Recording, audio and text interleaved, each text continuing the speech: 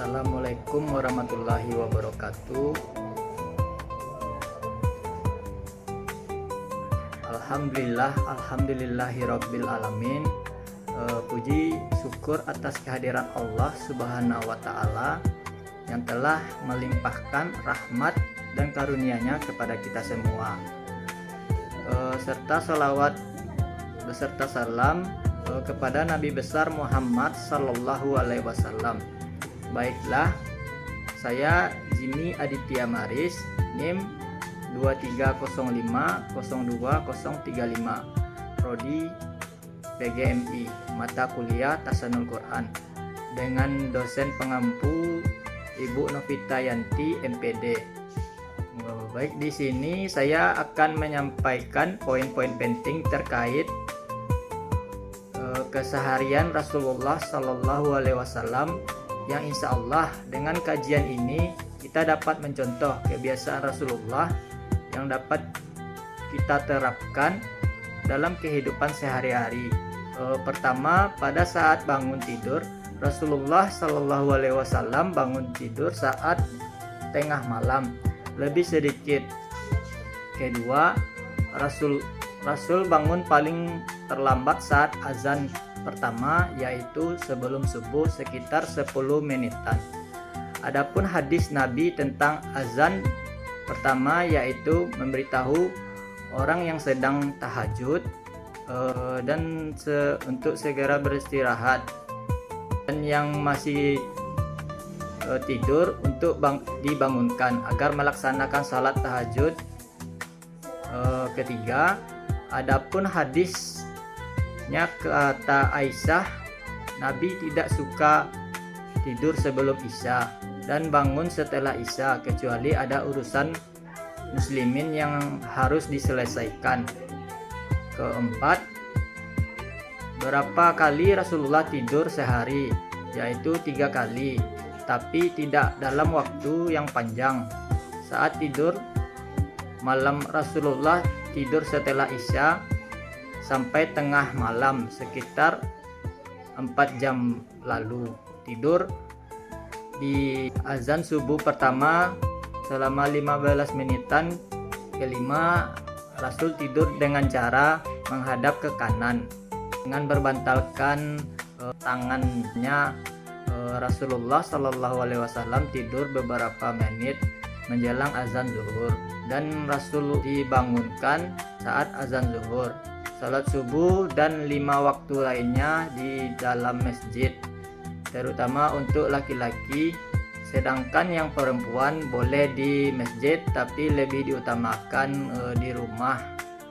Keenam, setelah salat subuh, Nabi duduk di tempat salatnya hingga waktu syuruk, lalu salat syuruk. Selama duduk Rasulullah berzikir dan memberikan nasihat yang menyentuh hati serta mengabsen para sahabatnya yang hadir saat salat subuh.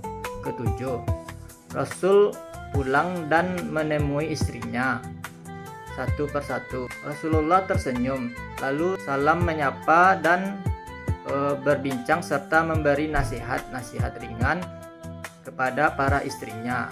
Adapun kisah tentang Nabi pernah berkata kepada Salamah, apakah kamu punya sarapan?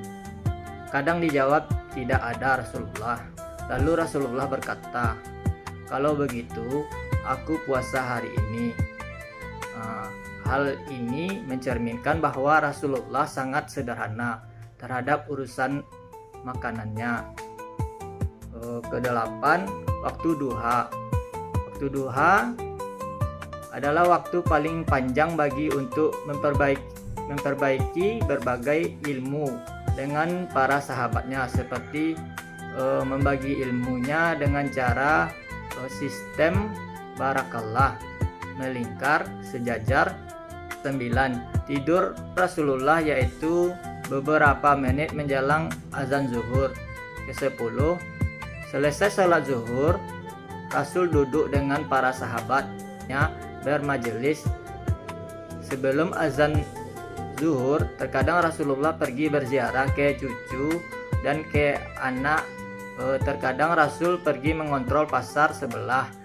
Selesai waktu asyar ke-11, Nabi tidak berlama-lama di masjid dengan para sahabatnya, kecuali ada program daurah belajar full seharian. Kegiatan Rasulullah adalah silaturahmi, menjenguk sahabat atau menerima kunjungan.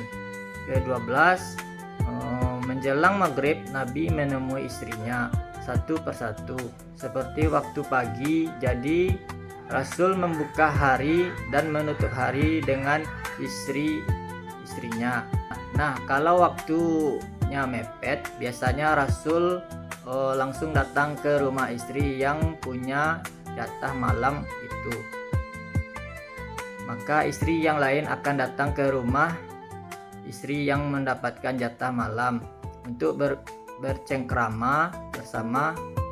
Ke-13, maghrib isya sudah tidak ada aktivitas, Rasul beribadah di rumah.